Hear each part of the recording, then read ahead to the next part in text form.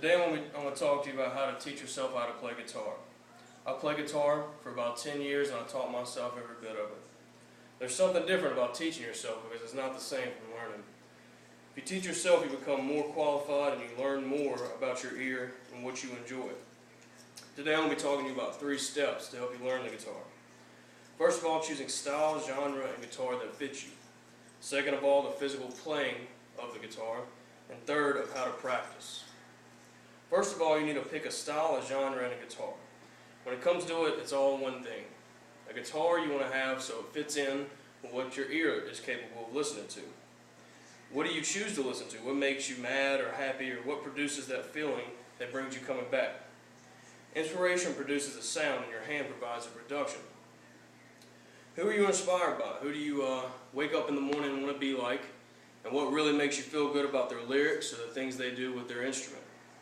This leads to the type of guitar you choose and the type of route you go about going with it.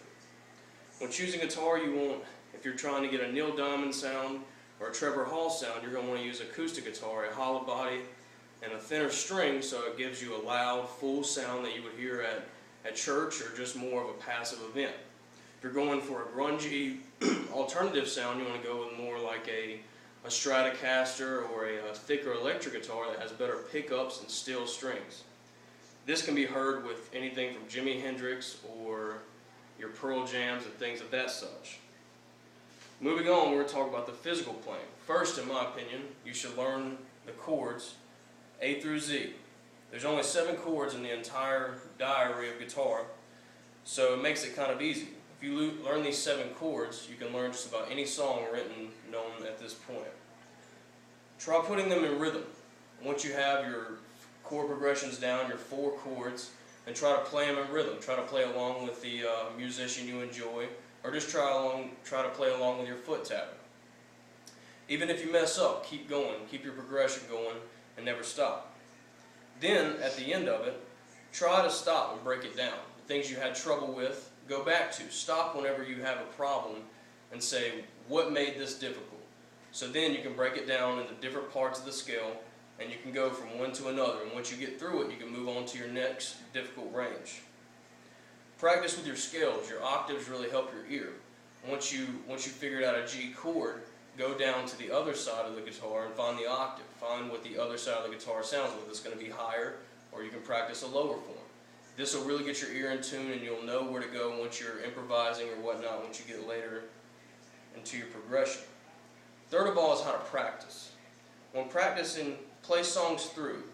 Don't ever stop, and just try to keep it going, because a musician that stops isn't very sure of themselves, and if you go back to it, then you're really only messing up what you've practiced already.